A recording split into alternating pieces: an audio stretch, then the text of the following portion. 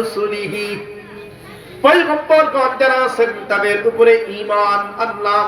আদম আলাইহিস সালাম যে আল্লাহর নবী মানে কিনা? মানে তো এই কথা বলেন, আমার সঙ্গে কথা বলেন। এই বাচ্চারা তোমরা কথা বলো না। আদম আলাইহিস সালাম যে আল্লাহর পয়গম্বর মানে কিনা? মানে। মুসা আলাইহিস সালাম যে আল্লাহর নবী মানে কিনা? মানে। বলেন না মানে তো। ইব্রাহিম আলাইহিস সালাম, ইসমাঈল আলাইহিস সালাম, লূত আলাইহিস সালাম, নূহ আলাইহিস সালাম, এরা সবাই যে আল্লাহর পয়গম্বর, আল্লাহর প্রেরিত রাসূল, প্রেরিত নবী, এই কথার উপরে আমাদের বিশ্বাস আছে না নাই? আছে। কেউ যদি বলে সবাইকে মানি, শুধু দুইজনকে মানি না, ইব্রাহিমকে মানি না, ইসমাঈলকে মানি না, তারা যে আল্লাহর নবী এই কথা বিশ্বাস করি না, ঈমান আর ঈমানের জায়গায় থাকেনি, নাই থাকে। এই জন্যই বলা হয়েছে ওয়া রুসুলিহি। এরপরে আসেন ওয়াল ইয়াউমিল আখির, কিয়ামত হবে, কিয়ামত একদিন হবে, এই কথার উপরে বিশ্বাস আছে না নাই? আছে। কিয়ামত কোন বছর হবে? কে জানেন? আল্লাহ জানেন নি? কোন মাসে জানেন? জানেন না কেউ? কেউ জানি না। তারপরে কিয়ামত যে হবে এটার বিশ্বাস আছে না নাই? আছে। হ্যাঁ, ঈমান কাকে বলে খেয়াল করেন, খেয়াল করেন। কিয়ামত কবে হবে, কোন বছর হবে, কোন দিন হবে, কারো ভালো মতো জানা নাই, নিশ্চিত ভাবে জানা নাই। কিন্তু তারপরেও কিয়ামত যে একদিন হবে এই কথার উপরে বিশ্বাস আছে কিনা? আছে। হ্যাঁ, ওয়াল ইয়াউমিল আখির ওয়াল কদরি খাইরিহি ওয়া শাররিহি মিনাল্লাহি তাআলা। ভাগ্যের মধ্যে ভালো মন্দ যা কিছু হয় কার পক্ষ থেকে হয়? আল্লাহর। ভালোটাও কার পক্ষ থেকে হয়? আল্লাহর। অসুস্থতা, রোগ বালা মুসিবত কার পক্ষ থেকে আসে? আল্লাহর। আবার বলেন না কার? আল্লাহর। আবার যে সুস্থ হয়ে যায় মানুষ কার পক্ষ থেকে হয়? আল্লাহর। সম্পদ আসে কার পক্ষ থেকে? আল্লাহর। সন্তান আসে কার পক্ষ থেকে? আল্লাহর। পুত্র সন্তান কার পক্ষ থেকে? কন্যা সন্তান কার পক্ষ থেকে? মুখে কয় আল্লাহ, কিন্তু অনেক সময় দেখা যায় নিজে বিশ্বাস করে না। কেমনে? কন্যা সন্তান যদি 3টা হয়, 4 নম্বর বার স্ত্রীকে আগের থেকে ওয়ার্নিং দিয়ে দেয়, সতর্ক বার্তা জারি করে দেয়, এইবার যদি কন্যা সন্তান হয় আমার ঘরের ভাত তোমার কপালে জুটবে না। ঠিক আছে না নাই? দুই একজন উঠে চলে যায়, গেলে কি এই রোগে আক্রান্ত নাকি? উঠেন না, উঠলে মনে করবো যে এই রোগে আক্রান্ত আছে। খেয়াল করেন, কন্যা সন্তান যারা, কন্যা সন্তান দেনেওয়ালা কি? আল্লাহ। বলেন নাকি? আল্লাহ। এখন কন্যা সন্তান দেনেওয়ালা কি আপনার স্ত্রী? স্ত্রী কি কন্যা সন্তান বানাইতে পারে? কন্যারে পুত্র বানাইতে পারে? তাহলে স্ত্রীর উপরে রাগ দেখায় লাভ কি? কোন লাভ আছে? বরঞ্চ এর দ্বারাই শিরকের গুনাহ হয়ে যাইতে পারে। আপনি যদি আপনার স্ত্রীকে তালাক দেন, এই বই না যে কন্যা সন্তান হইলে তুমি দায়ী। আল্লাহ কয় কন্যা সন্তান দেনেওয়ালা আমি, আপনি দায়ী বানাইলেন আপনার স্ত্রীকে। তার মানে আপনি বুঝাইতে চাইতেছেন আল্লাহ না, স্ত্রী কন্যা সন্তান বানায়। এই কথা যদি আপনার মস্তিষ্কের মধ্যে ঢুকে যায়, এই নিয়ত করে যদি আপনি বলেন, তাহলে স্পষ্ট শিরকের গুনাহ হয়ে যায়। কারণ কন্যা সন্তান দেনেওয়ালা কে? আল্লাহ। আল্লাহ। ভাগ্যের মধ্যে ভালো মন্দ, পুত্র কন্যা যা কিছু হয় কার পক্ষ থেকে? আল্লাহর পক্ষ থেকে। এরপরে আসেন ওয়াল বাসি বাদাল মাউত। মরণের পরে সবার একদিন আল্লাহর দরবারে উপস্থাপিত হতে হবে, উপস্থিত হতে হবে। এই কথার উপরে বিশ্বাস আছে না নাই? আছে। জোরে বলেন না আছে না নাই? তাহলে খেয়াল করেন, কতগুলো কথা বললাম। এমন জিনিস আছে যেগুলোকে আমরা সচক্ষে দেখি নাই, এমন বিষয় আছে যেগুলো সম্বন্ধে আমাদের ধারণা নাই, নিশ্চিত করে আমরা বলতে পারি না। যেমন কিয়ামত কবে হবে, কোন বছর হবে, কোন মাসে হবে, নিশ্চিত করে বলা যায় না। যেমন আল্লাহ পাক রব্বুল আলামিন, আল্লাহ পাক দেখতে কেমন সেটা বলা যায় না, ফেরেশতা দেখতে কেমন সেটা বলা যায় না। এই যে না দেখে, না বুঝে, না জেনে, এই যে কিছু আমরা দেখতেছি না, আল্লাহ দেখি না, ফেরেশতা দেখি না, পয়গম্বরগণ কাউকে আমরা দেখি নাই, তারপরেও বিশ্বাস করি কিনা? কিয়ামত কবে হবে সেই ব্যাপারে আমাদের কোনো আইডিয়া নাই, কোনো জানা নাই। তারপরে কিয়ামত যে হবে এই কথার উপরে বিশ্বাস আছে না নাই? এই যে না দেখে, না বুঝে, তারপরেও যে বিশ্বাস করি, এটার নাম হলো ঈমান। বুঝাইতে পারছি আমি? এবার দেখি না অনেক কিছু, তারপরেও বিশ্বাস করতে হয়। এটাই আল্লাহ পাক বলেছেন, আল্লাযীনা ইউমিনুনা বিল গায়ব। এবার আসেন, বললাম ঈমানকে মজবুত করা। কেমনে মজবুত করব? ঈমানকে মজবুত করা মানে জেল জুলুম অত্যাচার যা কিছুই হোক না কেন সব দিয়ে দেব, তারপরেও ঈমান দেওয়া যাবে না। বলেন ঈমান দেওয়া যাবে না। আল্লাহর নবী মুহাম্মদুর রাসূলুল্লাহ সাল্লাল্লাহু আলাইহি ওয়াসাল্লাম মিরাজে রওনা হয়েছেন। মিরাজ বুঝেন তো আপনারা? বাইতুল্লাহ থেকে বাইতুল মুকাদ্দাস পর্যন্ত যাত্রা সফর, আবার বাইতুল মুকাদ্দাস থেকে আরশ আজিম পর্যন্ত যেই সফর, ওই সফরটাকে বলা হয় মিরাজ।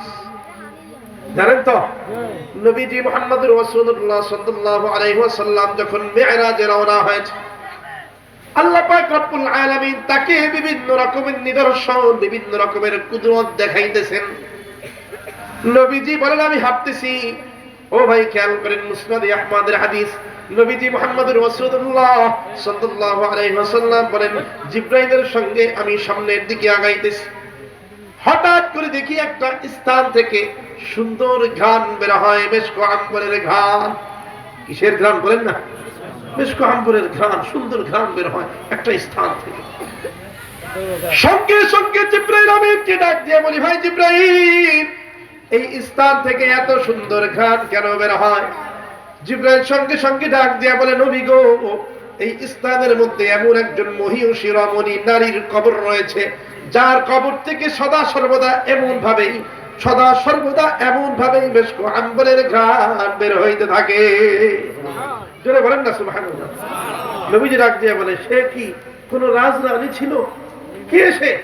জিবরাইল আমিন সঙ্গে সঙ্গে ডাক দিয়ে বলে, নবী, না, সে এরকম বড় কোনো ব্যক্তি না, বিশাল কোন সাম্রাজ্যের রানী না, সামান্য একজন দাসী। ওই দাসী আল্লাহর কাছে এতটা কবুল হয়েছে, আল্লাহর কাছে এতটা প্রিয় হয়েছে, যে কারণে আল্লাহ পাক রব্বুল আলামিন তার কবর থেকে এইভাবে সদা সর্বদা ঘ্রাণ বের করতে থাকে। জোরে বলেন না সুবহানাল্লাহ। নবীজি ডাক দিয়া কয়, জিবরাইল, ঘটনাটা কি? বলে, এই দাসী ছিল ফিরআউনের দরবারের একজন দাসী। আপনারা কম বেশি সবাই জানেন, আমি শুধু বোঝানোর জন্য বলতেছি। এই দাসী ফিরআউন যখন নিজেকে রব দাবি করেছে, সবাই যখন ফিরআউনের উপরে ঈমান এনেছে, এই দাসী তখন ফিরআউনের উপরে ঈমান না আইনা মূসা আলাইহিস সালামের রবের প্রতি ঈমান এনেছিল। মূসা আলাইহিস সালামের রব কে? আল্লাহ। জোরে বলেন না কে? আল্লাহ। মূসা আলাইহিস সালামের রব হলেন আল্লাহ। বলে এই দাসী তখন ফিরআউনের প্রতি ঈমান না আইনা মূসা আলাইহিস সালামের রবের উপরে ঈমান এনেছে। তার মানে আল্লাহর উপরে ঈমান এনেছে। বলে কেউ যদি আল্লাহর উপরে ঈমান আনে, তাহলে আমল করাটা তার দায়িত্ব হয়ে যায়। আমি আরো সহজে বুঝাই দেই। ধরেন একজন বিধর্মী হিন্দু যদি মুসলমান হয়, মুসলমান হওয়ার পরে সে যদি বলে, মুসলমান হইছি তো হইছি, কোনদিন আর নামাজ কালাম করব না, চলবে? না। বলেন চলবে? তার মানে ঈমান আনছে, মানে অটোমেটিক তার উপরে নামাজ রোজা সব ফরজ হয়ে গেছে। কথা বুঝাইতে পারছি? এখন ঈমান এটা অন্তরের জিনিস, বুঝার চেষ্টা করেন।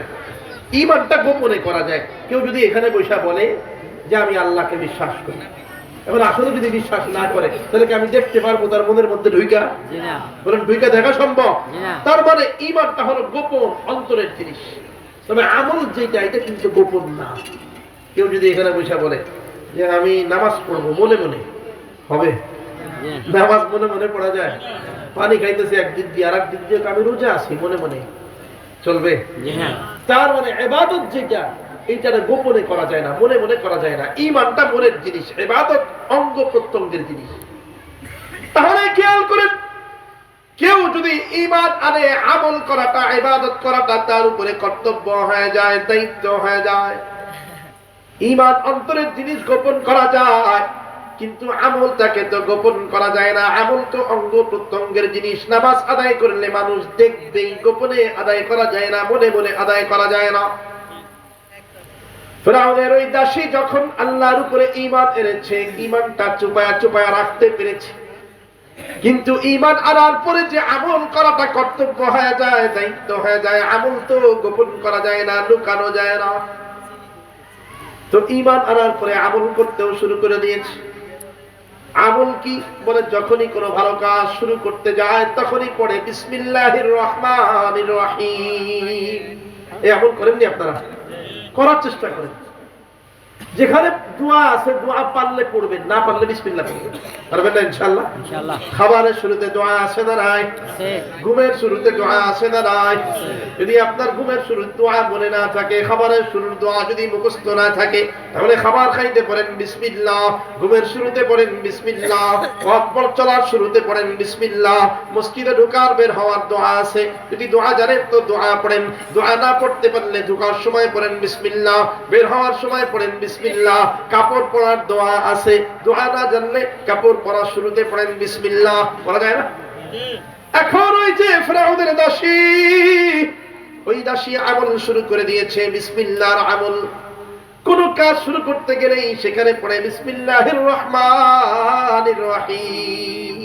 কার নামে শুরু করলাম? আল্লাহর নামে। বলে ফিরআউনের মেয়ের মাথা আঁচড়ানোর সময় চিরুনি নিচে পড়ে গেছে, চিরুনি উঠানোর সময় পড়ে বিসমিল্লাহির রহমানির রহিম। ফিরআউনের মেয়ে সঙ্গে সঙ্গে ডাক দিয়ে বলে মানিল্লাহ, নতুন এক রবের নাম জানি না, এই রব, এই আল্লাহটা আবার কে? ফিরআউনের দাসী তখন জবাব দিয়ে দেয় আল্লাহু রাব্বুস সামাওয়াতি ওয়াল আরদ। আল্লাহ হলেন তিনি, যেই আল্লাহ এই আসমান সৃষ্টি করেছেন, এই জমিন সৃষ্টি করেছেন, তিনি হলেন আল্লাহ। কে তিনি বলেন না? আল্লাহ। আবার বলেন না কে? আল্লাহ। তখন ফিরআউনের মেয়ে ডাক দিয়ে বলে মান রব্বুস সামাওয়াতি ওয়াল আরদ, আসমান জমিন আবার কোন খোদা সৃষ্টি করলো, কোন রব সৃষ্টি করলো? এতদিন পর্যন্ত জানতাম আমার বাবা ফিরআউন আসমান সৃষ্টি করেছে, এতদিন পর্যন্ত জানতাম আমার বাবা ফিরআউন এই জমিন সৃষ্টি করেছে। আসমান জমিন বানাইলো, নতুন এক খোদার নাম তুমি নিলা, সেই খোদা আবার কেমন খোদা, সেই রব আবার কেমন রব? ফিরআউনের দাসী তখন ডাক দিয়ে বলে ও ফিরআউনের মেয়ে, আল্লাহ পাক রব্বুল আলামিন শুধু আসমান জমিন যে বানাইছেন এমন না, বরঞ্চ আমাকেও সৃষ্টি করেছেন ওই আল্লাহ, তোমাকেও সৃষ্টি করেছেন ওই আল্লাহ, এমনকি তোমার যেই বাবা ফিরআউন নিজেকে খোদা দাবি করে তাকেও সৃষ্টি করেছেন আমার আল্লাহ। জোরে বলেন আল্লাহু আকবার। ও মেরে রব হে মেরে সব হে মেরে पलने वाला है, वो मेरे दिल में हिदायत का बती जलने वाला है, वो मेरे बालिक है, वो खालिक है, वो रहमान रहीम है, वो मेरे सत्तार है, जब्बार है, रज़्ज़ाक़ करीम है, वो मेरे सत्तार है, जब्बार है, रज़्ज़ाक़ करीम है। अल्लाह আমার রব, এই রবই আমার সব। বলেন আল্লাহ আমার রব, এই রবই আমার সব। আল্লাহ আমার রব, এই রবি আমার সব। দামে দামে তার মনে তাহারি অনুভব, দামে দামে তার মনে তাহারি অনুভব। আল্লাহ আমার রব, এই রবি আমার সব। আল্লাহ আমার রব, এই রবি আমার সব। আমাদের রব কে? আল্লাহ। আবার অন্তর থেকে বলেন আমাদের রব কে? আল্লাহ। ফিরআউনের মেয়ের সঙ্গে সঙ্গে ডাক দিয়ে বলে দাসী, তুমি তো নতুন এক রবের নাম নিয়েছো, নতুন এক রবের ঘোষণা দিয়েছো, নতুন এক রবের গুণগান গুণকীর্তন করতেছো। ও দাসী শুনে নাও, বাবার কাছে কিন্তু বিচার দিয়ে দেব, তোমার নামে কিন্তু বিচার দায়ের করব। সঙ্গে সঙ্গে দাসী ডাক দিয়ে বলে বিচার দিবে দাও, তাতে বিন্দু মাত্র অসুবিধা নাই, কোনো দুঃখ নাই। তোমার বাবার কাছে বিচার দিয়ে দিবা, তাতে আমার কোনো আফসোস নাই, যাও বিচার দিয়ে দাও। লম্বা ইতিহাস, ফিরআউনের দরবারে বিচার দিয়ে দেওয়া হয়। ফিরআউন সৈন্যবাহিনী পাঠায় দেয়, যাও দাসীকে ধরে নিয়ে আসো। দাসীকে কাঠগড়ায় উপস্থিত করা হয়। ফিরআউন ডাক দিয়া বলে দাসী রে, আমার রাজ্যে বসবাস কইরা, আমার খায়া, আমার কইরা, তুমি নাকি আমারে রব মানতে চাও না? তুমি নাকি আল্লাহ নামক একজনকে রব মানো? দাসী ডাক দিয়ে বলে ও ফিরআউন, তুমিও জানো আমিও জানি, রব হওয়ার কোন যোগ্যতা তোমার মধ্যে বিদ্যমান নাই। তুমিও জানো তুমি আসমান বানাইতে পারবা না, তুমিও জানো তুমি জমিন বানাইতে পারবা না, এই কারণে তোমাকে রব মানার কোনো প্রশ্নই আসে না। আমার রব হলেন আল্লাহ।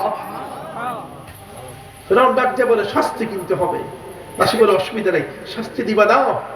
ইতিহাস বিদগণ লেখেন কোন কোন বর্ণনায় পাওয়া যায় দাসীর 7 জন সন্তান ছিল, কোন কোন বর্ণনায় পাওয়া যায় 3 জন, আমরা কমটাই ধরি।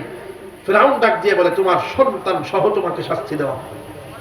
দাসীও ডাক দিয়ে জানায় দেয় ফিরআউন শোনো, আমার 3টা সন্তান না, আল্লাহ পাক যদি আমাকে 1000 খানিক সন্তানও দিতেন আল্লাহর জন্য সবগুলোকে বিলায় দিতাম।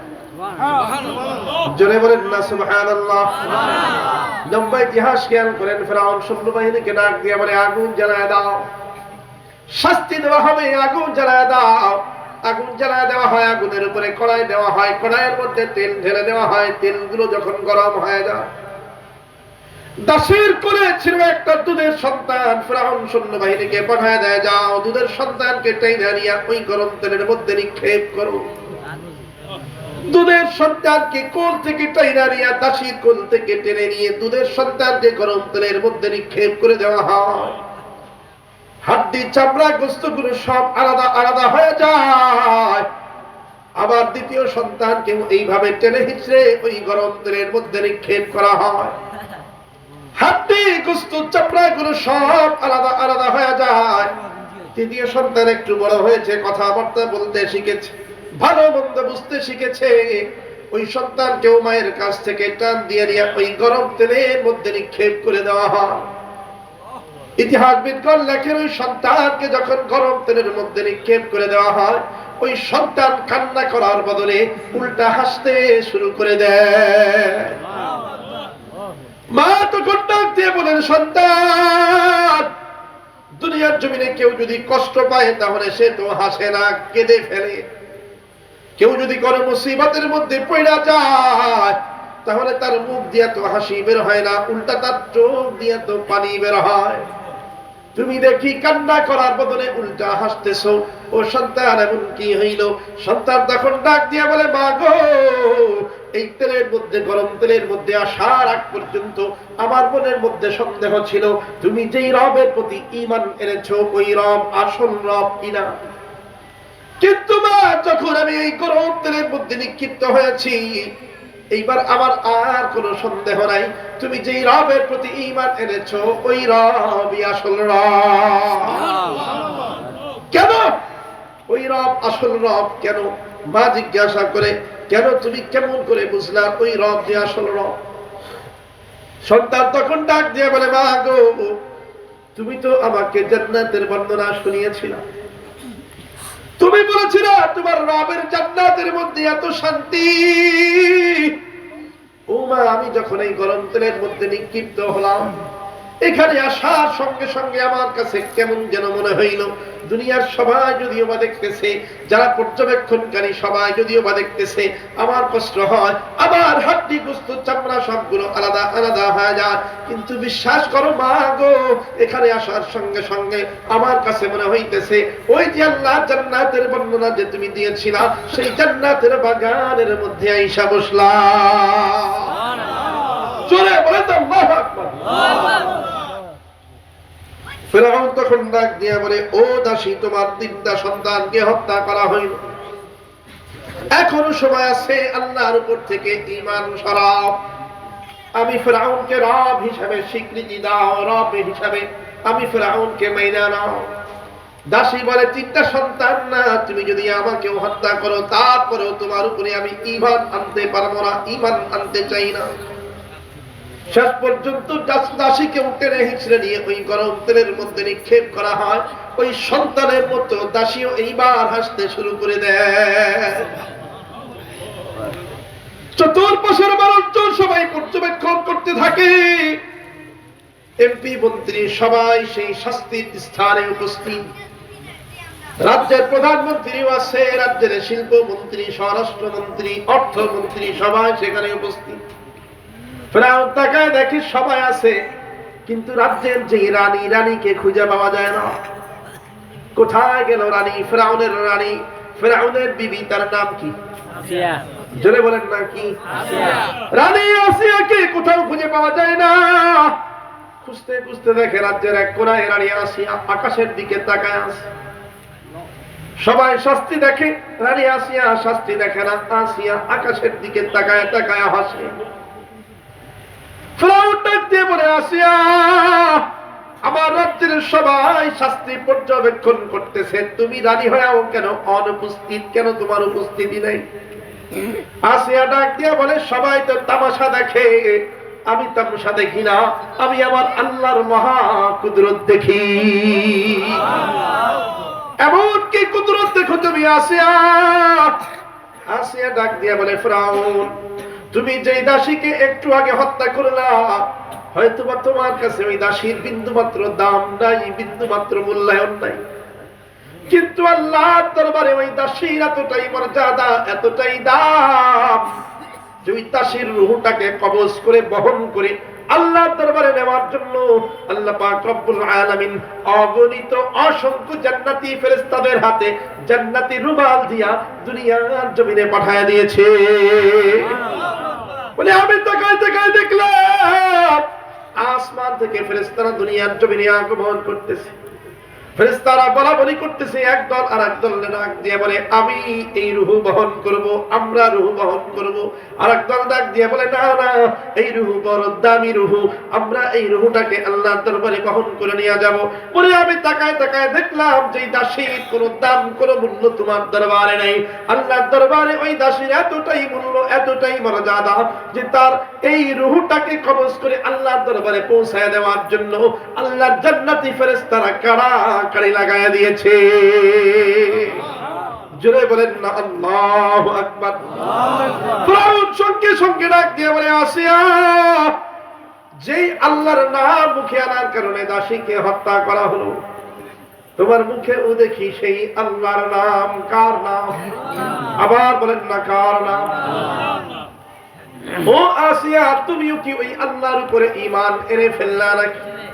আসিয়া ডাক দিয়ে বলে, হা হা, আমিও দাসীর মতো ওই রবের উপরে ঈমান এনেছি। কার উপর? আল্লাহর উপর। ফিরাউন ডাক দিয়ে বলে, আসিয়া, শাস্তি কিন্তু হবে। সাম্রাজ্যের রানী বলে, রানী হিসাবে, সাম্রাজ্যের সম্রাজ্ঞী হিসাবে তুমি এই কথা ভাইবো না যে তোমাকে শাস্তি দেওয়া হবে না। তোমাকেও কিন্তু শাস্তি দেওয়া হবে, বেশি করে শাস্তি দেওয়া হবে, কেননা তুমি আমার রাজ্যের রানী, তুমি আমার স্ত্রী, শাস্তি কিন্তু ডাবল হয়ে যাবে। আসিয়া ডাক দিয়ে বলে, ফিরাউন, আমার কথা যেই কথা সেটা তো দাসী আগেই জানায় দিয়েছে, ওই রবের উপরে ঈমান আনা যায়, কিন্তু ঈমান ছাড়া যায় না। একবার কেউ যদি ঈমান এনে মজা পাওয়া যায়, তাহলে সে আর কোনোদিন ঈমান ছাড়তে পারে না। লম্বা ইতিহাস। আসিয়াকে শাস্তি দেওয়া হয়। শাস্তির প্রথম পর্যায়ে আসিয়াকে রাজ্য ছাড়া করে দেওয়া হয়, ঘর ছাড়া করে দেওয়া হয়, বাড়ি ছাড়া করে দেওয়া হয়। ফিরাউনের দরবারের সবচেয়ে ভয়ানক শাস্তি ছিল পেরেকের শাস্তি। পেরেক বুঝেন তো? এখানে কি বলে? পেরেক বলে ওই যে যেটা বাঁশের খুঁটির সঙ্গে লাগায় বিভিন্ন ঘর বাড়ি করার সময় যেটা ব্যবহার করা হয়, ওটাকে বলে পেরেক। ফিরাউন করতো কি, তার দরবারের ভয়ানক শাস্তি যাদেরকে দিত, মৃত্যুদণ্ডের আসামি যারা, তাদের হাতের মধ্যে পেরেক মারতো, বাঁশের খুঁটির সঙ্গে, গাছের সঙ্গে পেরেক মেরে দিত। বাম হাতে এরকম পেরেক টানা দিয়ে মারতো, দুই পা দুই গাছের সঙ্গে বেঁধে এরপরে পেরেক মেরে দেওয়া হয়। আসিয়াকে শাস্তির স্থানে নিয়ে যায় চারটা খুঁটির সঙ্গে হাত পা সবগুলোকে পেরেক মেরে দেওয়া হয়। মাথার থেকে নিয়ে পা পর্যন্ত সম্পূর্ণ উলঙ্গ কইরা শরীরের চামড়াগুলো ছুরি দিয়ে কাইটা কাইটা টেনে টেনে উঠায় ফেলা হয়। আসিয়া বারবার অজ্ঞান হয়ে যায়। তারপরেও ফিরাউনের কোনো দয়া মায়া হয় না। ফিরাউন একই কথা বলে, আসিয়া, এতদিন পর্যন্ত বড় আরামের জিন্দগি পার করেছো, আমাকে যদি রব হিসাবে স্বীকৃতি দাও, আমাকে যদি রব মাইনা নাও, তাহলে তুমি ওই আরামের জিন্দগি আবার পার করতে পারবা। কিন্তু যদি আমাকে রব হিসাবে না মানো, তোমার ওই আল্লাহকে যদি রব হিসাবে মানতেই থাকো, তাহলে এইভাবে শাস্তি হবে, দুনিয়া থেকে তোমাকে বিদায় করে দেওয়া হবে। আসিয়া দীপ্ত কণ্ঠে জানায় দেয়, জীবন দেব, তারপরেও ঈমান দিতে পারবো না। জোরে বলেন আল্লাহু আকবার। শেষ পর্যন্ত আসিয়া মরণাপন্ন অবস্থায় চইলা যায়, মইরা যাবে যাবে ভাব। হঠাৎ করে ফিরাউন তাকায় দেখে আসিয়া আকাশের দিকে তাকায়া ওই দাসীর মতো সুন্দর করে হাসতে শুরু করে দিয়েছে। ফিরাউন ডাক দিয়ে বলে, আসিয়া রে, তুমিও দেখি তোমার ওই দাসীর মতো পাগল হয়ে গেল। মরদের ভয়ে হয়তো বা তুমিও হাসতে শুরু করে দিয়েছো। আসিয়া ডাক দিয়ে বলে, ফেরাউন তুমি ভুল বুঝতেছো। যারা ঈমানদার বান্দা তারা কখনো মরদের ভয় পায় না, তারা শুধু ভয় পায় আল্লাহরে। আল্লাহকে ছাড়া দুনিয়ার কাউকে ভয় করে না, মরণেও ভয় করে না, তারা হলো ঈমানদার।